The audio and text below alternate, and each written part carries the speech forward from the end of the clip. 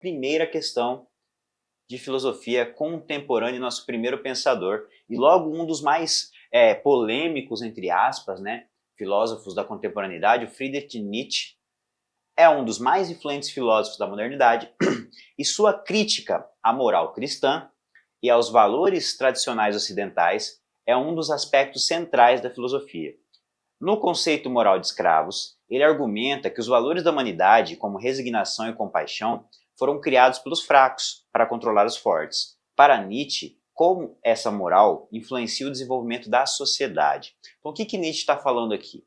O Nietzsche ele tem uma crítica à moral ocidental, e a moral ocidental é focada na moral construída lá desde a filosofia grega e que coloca, sempre alguns valores como centrais e que, segundo ele, no cristianismo principalmente, nós tivemos uma moral cristã, que mudou a moral que vinha desde a Grécia Antiga. E essa moral cristã, ela acaba colocando valores que, segundo ele, subjugam o ser humano a ter um comportamento meio que igual e, ao mesmo tempo, um comportamento menor do que o ser humano pode ter. Ele enxerga que o ser humano tem mais capacidades do que essa moral prega.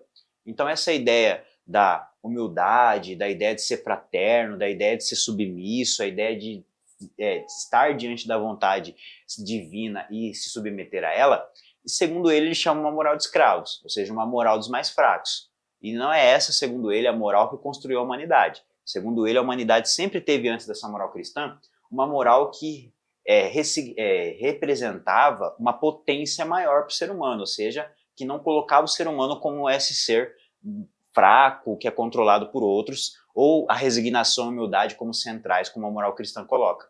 Então, Cristo dá outra face, Cristo é humilde. Então, essa moral cristã colocada para a humanidade, segundo Nietzsche, ele faz muita crítica a essa moral, porque, segundo ele, essa moral enfraquece o maior dos homens, igualando ele ao pior dos homens. Então, a ideia dele é que essa moral não deveria guiar a humanidade, a gente deveria formar um novo conceito moral que substituísse a moral cristã. Então, esse é o conceito que ele defende. Ela promove uma ética baseada na autonomia individual e na superação dos próprios limites. Não, né? Ela justamente o contrário, a ideia de humildade, de aceitar os desígnios de Deus. B. Estimula a valorização da ciência e do pensamento racional. Não, né? A moral cristã ela se apega à ideia de fé e não de conhecimento racional, especificamente. E aí, C. Enfraquece a vontade de potência ao impor valores que negam os instintos humanos mais fundamentais.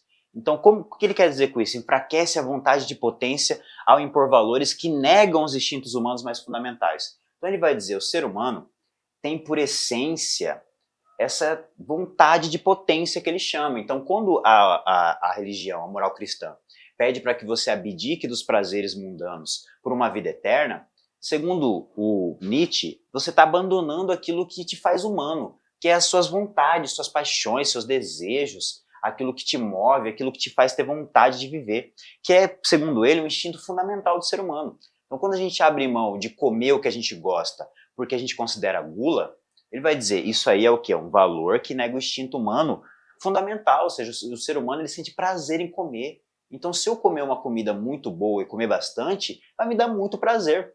E isso, segundo ele, o prazer, por exemplo, é uma coisa fundamental, é uma vontade de potência. Eu tenho vontade de ter aquele prazer.